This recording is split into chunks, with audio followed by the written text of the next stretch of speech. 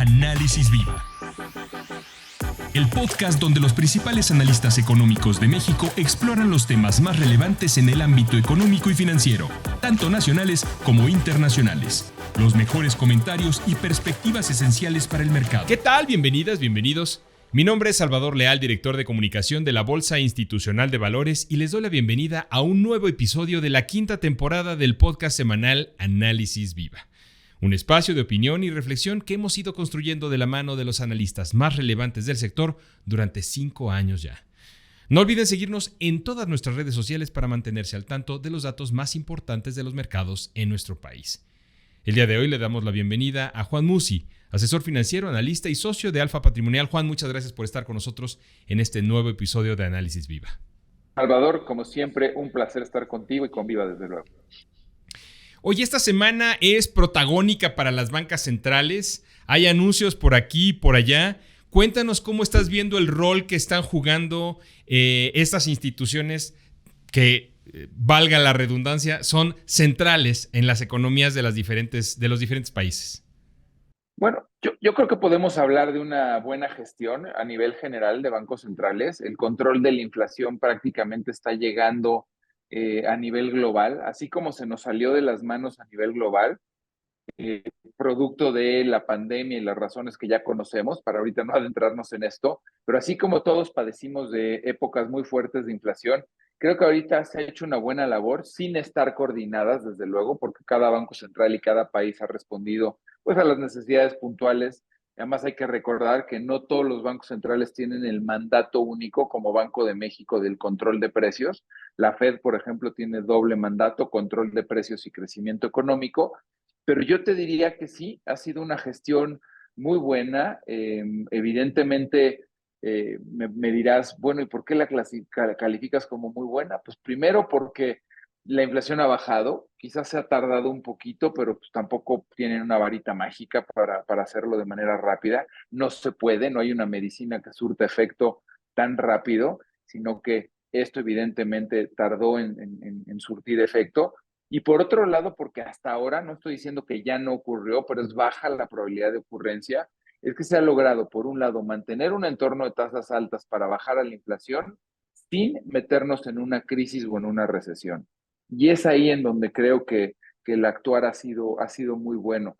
Esta expresión que usan los norteamericanos de soft landing, aterrizaje suave, creo que es el más probable, es el escenario más probable. Estamos ya pues prácticamente, vamos a decir, terminando el primer trimestre del año y pues no hay ni siquiera un aviso de que se pueda venir una complicación económica. Insisto, el riesgo ahí está, ¿no? Porque vivir con tasas altas mucho tiempo en algún momento dado te puede traer más allá de una desaceleración.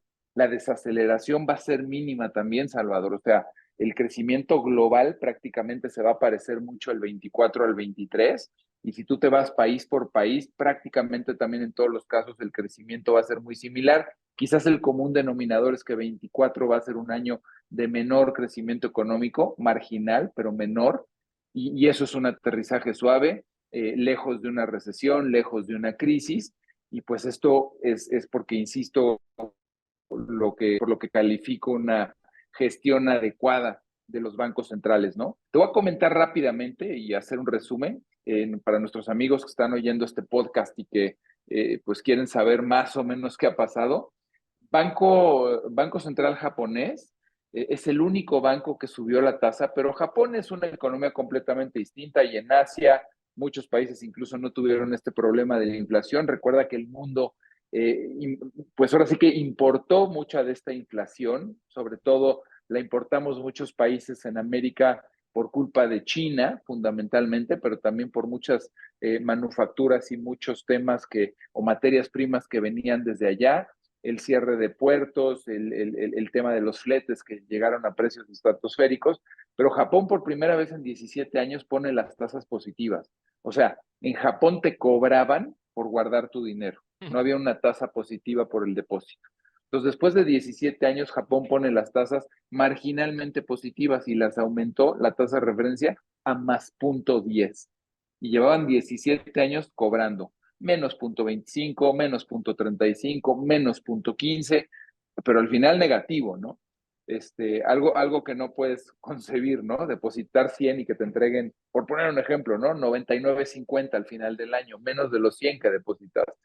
La razón detrás de esto era que querían que la gente ponga su dinero a toda costa a trabajar, a invertirlo y a formar parte del círculo virtuoso de la economía, todo menos dejarlo en un depósito bancario. Bueno, pues dicho esto, es la única excepción. Básicamente lo que hemos visto es que la mayoría de las bancas de países desarrollados deciden mantener las tasas en su actual nivel. Rápidamente te digo, la Fed se mantiene en 5.25, el Banco de Inglaterra se mantiene en 5.25, el Banco de Noruega se mantiene en 4.50, ¿no? Y luego los países en vías de desarrollo o países emergentes, como se conocen, pues por ejemplo Brasil recortó las tasas otra vez, ya es el cuarto recorte de Brasil, la recorta 0.50 y tiene su tasa de referencia en 10.75.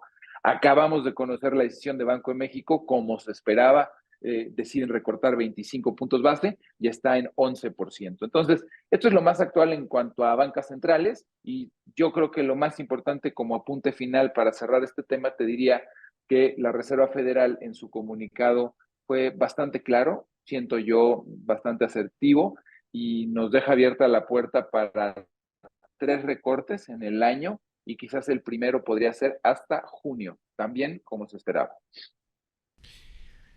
Mencionabas que ya prácticamente estamos terminando el primer trimestre del año, cosa que por lo menos a mí me cayó como un balde de agua fría porque tienes toda la razón y no se había sentido.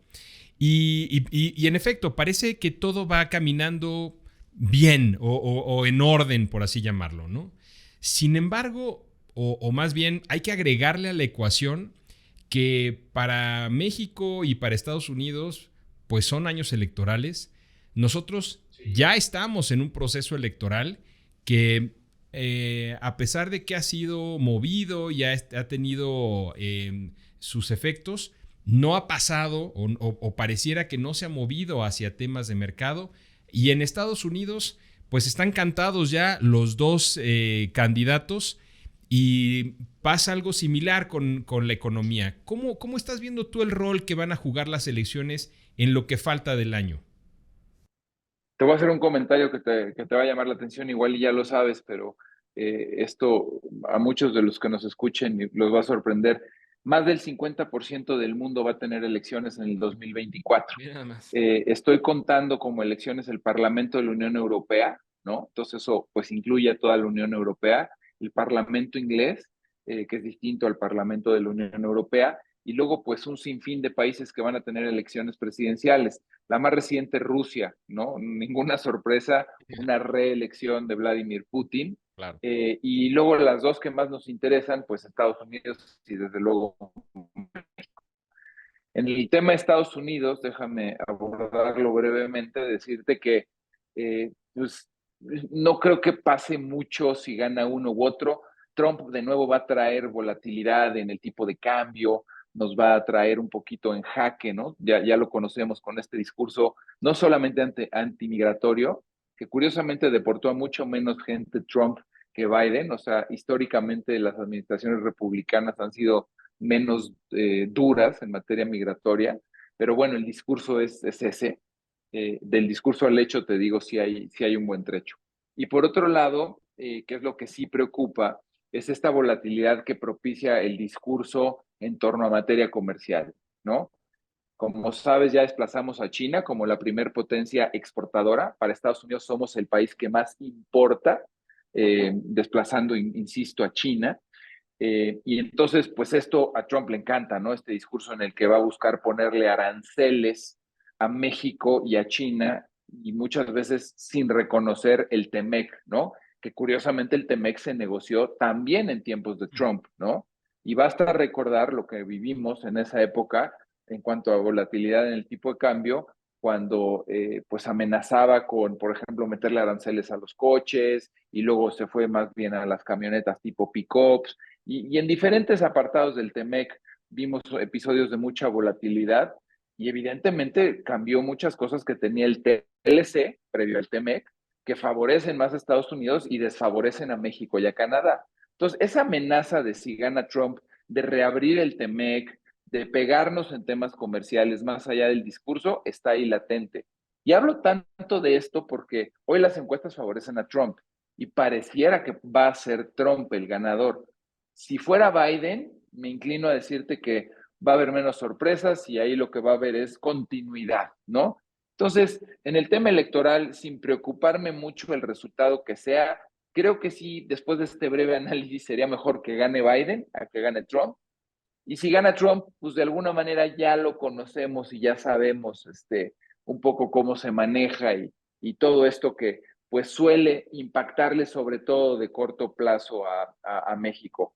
La parte que más me preocupa que gane Trump, aparte de estas amenazas comerciales y tarifas y impuestos y demás, es sin duda esta parte en la que muchas veces promovió que muchas empresas que se iban a invertir en México se invirtieran en Estados Unidos. Recordarás Ford, General Motors, incluso empresas de aire acondicionado, algunas plantas cerveceras, promovió de cierta manera el hecho de que se instalaran en Estados Unidos.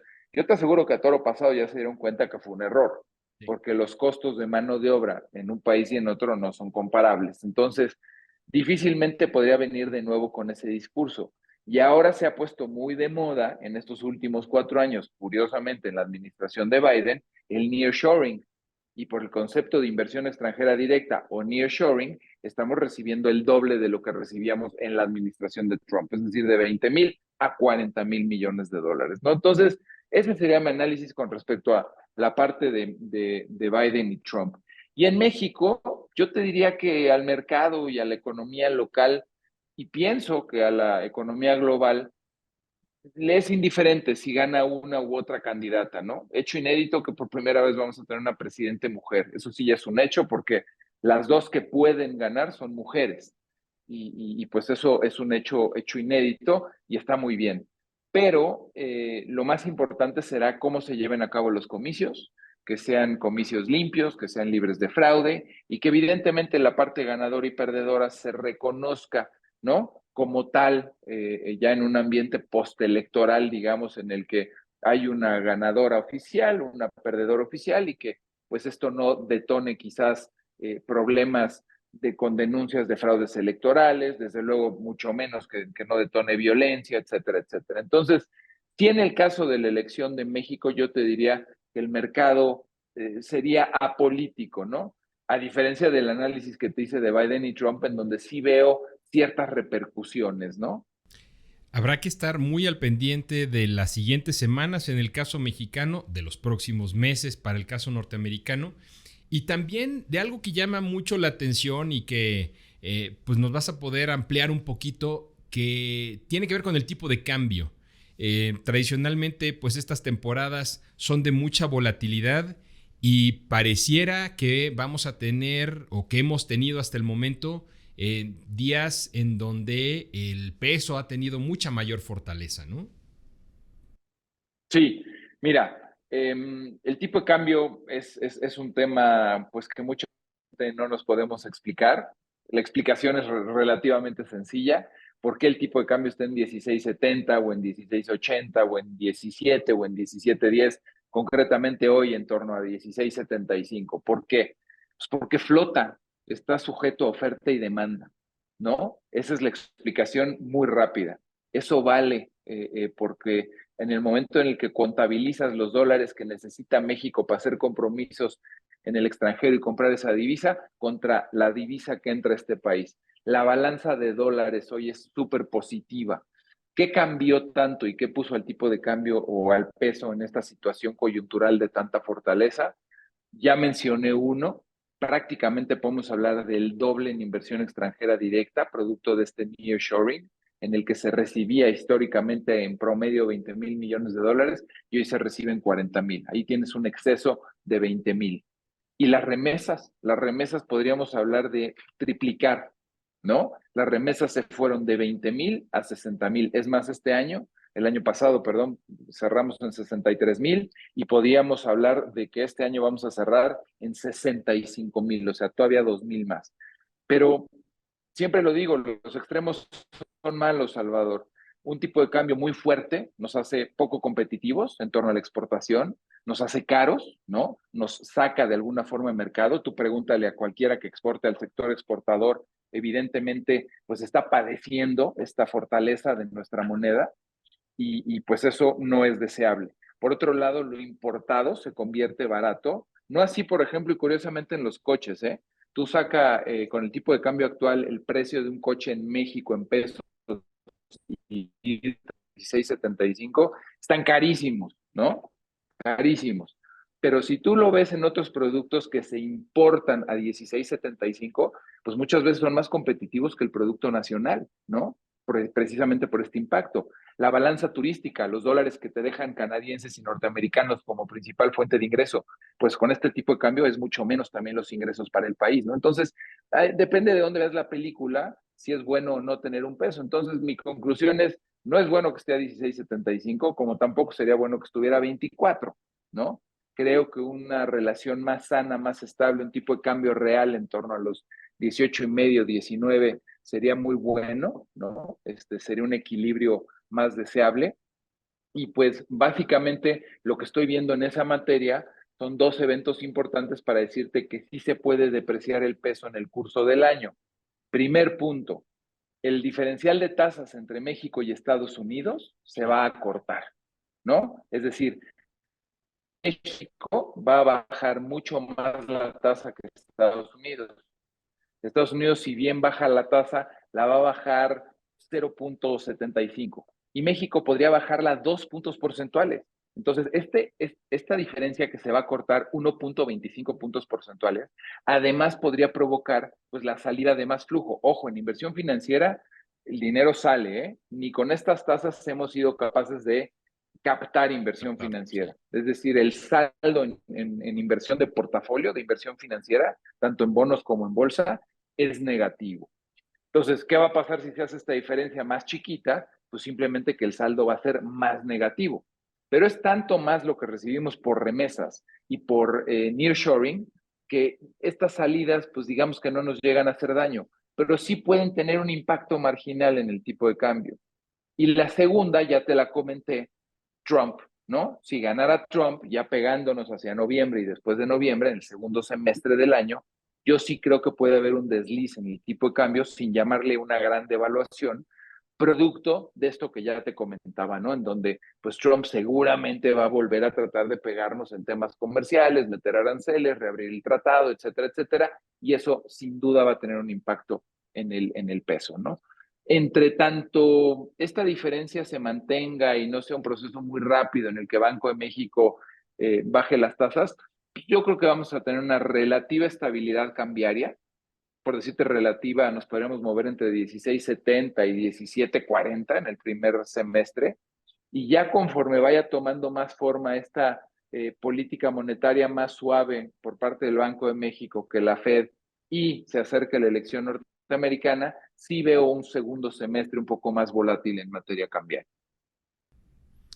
Buenísimo, Juan. Oye, pues muchas gracias por este panorama tan completo que nos acabas de dar y muchas gracias por habernos acompañado en este episodio de la 5ª temporada de Análisis Viva. Pues como siempre, gracias a ti, mi querido Salvador. Un placer estar contigo y por supuesto también muchas gracias a Viva. Él es Juan Musi, asesor financiero, analista y socio de Alfa Patrimonial. Y a ustedes muchas gracias también por escucharnos. Si el episodio fue de su agrado, no olviden dejar una reseña, un like en cualquiera de las plataformas desde la que nos escuchen o compartirlo a sus contactos y amigos. La producción de este podcast estuvo a cargo de Rogelio Unzueta. Agradecemos a nuestros ingenieros en audio y video Héctor García y Omar Vieira. Los acompañó Salvador Leal y esto fue Análisis Viva. Hasta la próxima. La Bolsa Institucional de Valores presentó Análisis Viva. Suscríbete a nuestro podcast y síguenos en todas nuestras redes sociales.